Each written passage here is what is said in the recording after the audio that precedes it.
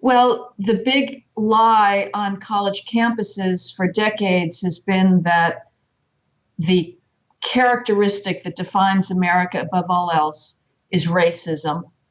And so you have this cultivation of a victim mentality where to be a female on a college campus is to be at risk of one's Yeah. life.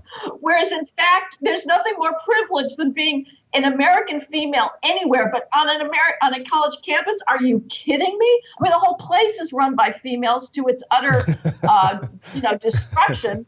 Or to be a under URM as the jargon goes. And I heard today that somehow acronyms are now racist. I didn't get the explanation, but I'm not surprised because everything is Everything is racist. racist. But to be a URM, which is an underrepresented minority, is also to be at risk of one's life, notwithstanding the fact that every single college with any kind of selectivity ties itself into knots to admit as many blacks and Hispanics as possible with test scores that would be automatically disqualifying if they were presented by whites and Asians. So this idea that racism and sexism are the things we should be thinking about most and that define everything and are the reason to tear down Western civilization, that now is the driving force in the world at large.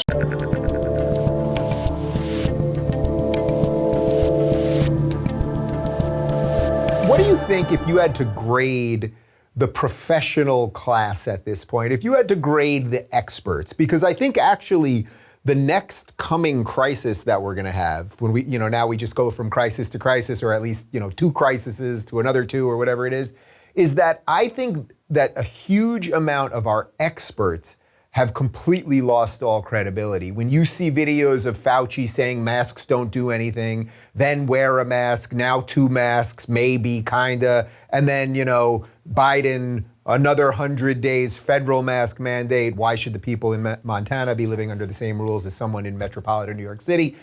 Just sort of the elite class. Do you think that they've sort of done irreparable damage to themselves?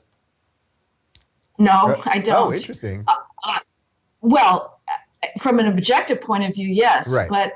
But what one has learned over this last 2 years or so, and we knew that beforehand, is how profoundly powerful one's pre-existing conceptions are and worldview.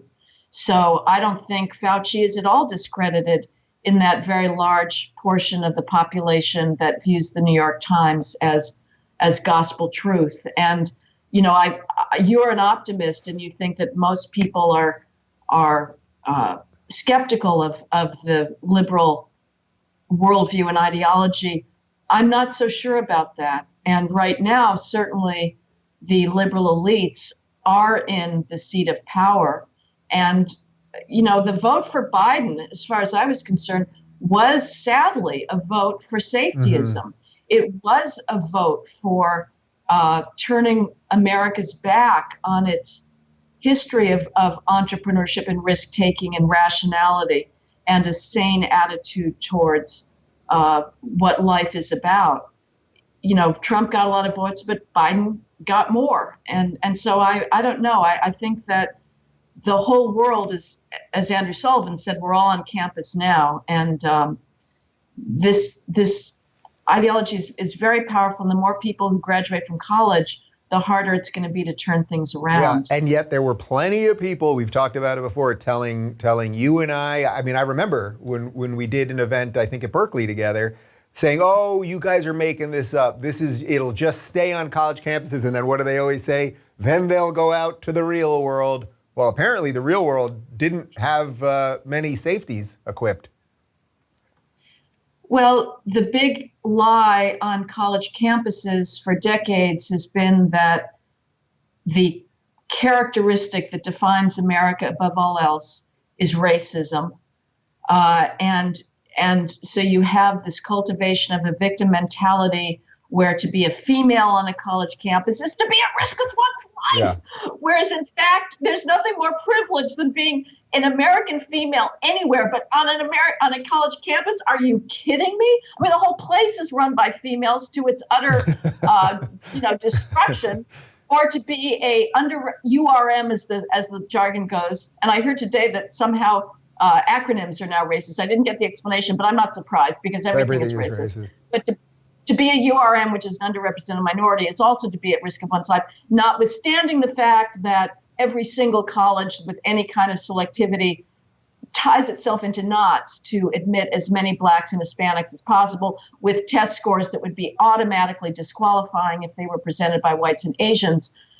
So this idea that racism and sexism are the things we should be thinking about most and that define everything and are the reason to tear down Western civilization, that now is the driving force in the world at large in the United States. Are you worried? Are you worried that the backlash to what you just said will actually start a new type of racism when the average white kid or Asian, and you've written a bunch about this, when the average Asian kid is going to have to consistently score, quite literally sometimes 20 percentage points higher than the average black or Latino kid, you could see why someone would become racist. Not you should not become racist, but the system will have reorganized things in a way that will breed resentment.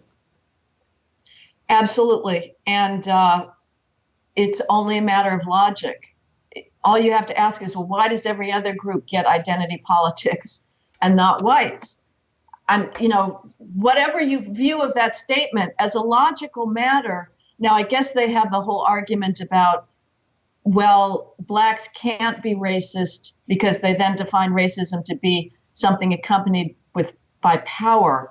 But if you're a working class white, you don't really feel like you've got a whole lot of white privilege. But, right now there's a professor in Florida who is under enormous pressure. He may have even been fired for talking about black privilege.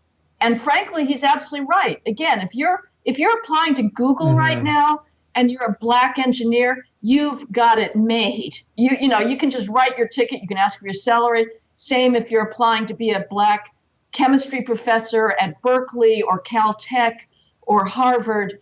The welcome mat is open for you. Black privilege is real. And so it is quite logical for whites to say, or Asians to say, but Asians are kind of allowed ethnic identity, but if they can somehow claim to be oppressed as well. And it's very weird what goes on with Asian identity, where they kind of want to be students of color, and then the administration says, no, you can't be students of color because you're too academically successful. But you see this at UC Berkeley, where they want the victim status. But yeah, maybe it will happen. It's a question of sort of the Trump deplorables versus the elite whites and how much they can suppress that. But it is arguably bubbling along under the surface. I fear that I know your answer here, but are you surprised at all to now see that not only has this basically decimated the universities, but we're seeing this now basically in every blue city, where now all of even the private schools are being infected with all of this. That the charter schools, of course the public schools, but basically schools that were the elite schools of New York City are now, instead of having score-based admissions, we have equity-based admissions. They're going to destroy their own schools. Well, this has been going on for a long time. And, sort of one of the rules of media is you have to pretend like something you're saying is for the first time. I mean, I wrote an article years ago, decades ago, about elite prep schools like Andover and Exeter and in New England that were already back in the 90s embracing multiculturalism and telling their black students that they must think of themselves as oppressed and putting chips on the shoulder of everybody minority student. But it certainly is getting worse. And what I've been researching for a while now and keep getting distracted by other things, but which breaks my heart to pieces, is the assault right now on the thing I love most in life, which is classical music. And what I've been noticing is that there's not a single guardian of our great traditions of art, whether it's a museum director or, in case of music, an orchestra conductor, orchestra manager, a superstar singer or soloist, certainly not the classical music press, who is willing to defend this tradition of such sublime expression of extraordinary variety of human experience and communication from the charge that it is defined by racism and white patriarchal power. It is ludicrous. There's a madman at Hunter College, which is one of the City University of New York colleges in New York City, a music theorist who's involved in a very big spat right now over a Viennese music theorist called Heinrich Schenker. And this Hunter music theorist, Philip Ewell, is mad. He defines everything in classical music as a function of white maleness. So he says, well, Beethoven, he's an okay composer, but the only reason we think of him as great is because he's white and male. This is insane. Yeah. This is insane, but it's happening everywhere. Everything is being torn down, and the people who have been given the privilege of defending and passing on this inheritance are cowards, and they have all rolled over and played dead and said, of course, our inheritance is racist, and we are now, from here on in, going to make decisions based on the trivialities of gonads and melanin. If you're looking for more honest and thoughtful conversations about politics instead of nonstop yelling, check out our politics playlist. And if you want to watch full interviews on a variety of topics, watch our full episode playlist all right over here. And to get notified of all future videos, be sure to subscribe and click the notification bell.